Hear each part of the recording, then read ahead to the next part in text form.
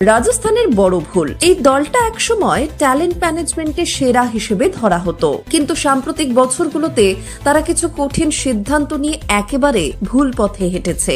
শিবম দুবে একসময় রাজস্থানের হয়েই খেলতেন, কিন্তু দল তাকে ছেড়ে দেয়।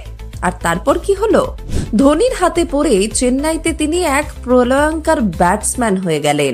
রাজস্থান তাকে যদি একটু স্বাধীনতা দিত, আজ তাকে অন্য জার্সিতে ঝড় তুলতে হতো না। Josh Butler. এরপর আসে সবাইকে অবাক করা সিদ্ধান্ত, জশ বাটলারকে ছেড়ে দেওয়া। ভক্তরা এখনো বিশ্বাস করতে পারে না রাজস্থান কেন এমন একটা ম্যাচ উইনারকে ছেড়ে দিল। 2022 সালের ফাইনালে রাজস্থানকে যিনি টেনে নিয়ে গিয়েছিলেন, সেই প্লেয়ারকে তারা ধরে রাখতে পারল না। বাটলারকে ছেড়ে দেওয়া মানে নিজেদের হৃৎপিণ্ডকে ছিঁড়ে ফেলার সমান। প্রসিদ্ধ কৃষ্ণা। ভারতের অন্যতম সেরা ফাস্ট বোলার প্রসিদ্ধ কৃষ্ণাকে রাজস্থান দলে রাখেনি।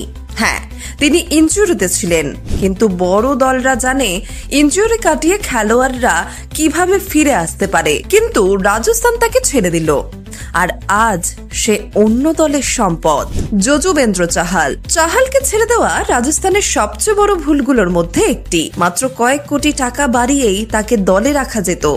ম্যাচ ঘুরিয়ে দেওয়ার মতো স্পিনার খুঁজে পাওয়া সহজ নয়, আর এখন রাজস্থানের হাতে চাহালের মতো নির্ভরযোগ্য স্পিনারই নেই। Trent Boult. অবশেষে আসে ট্রেন্ট বোল্টের নাম।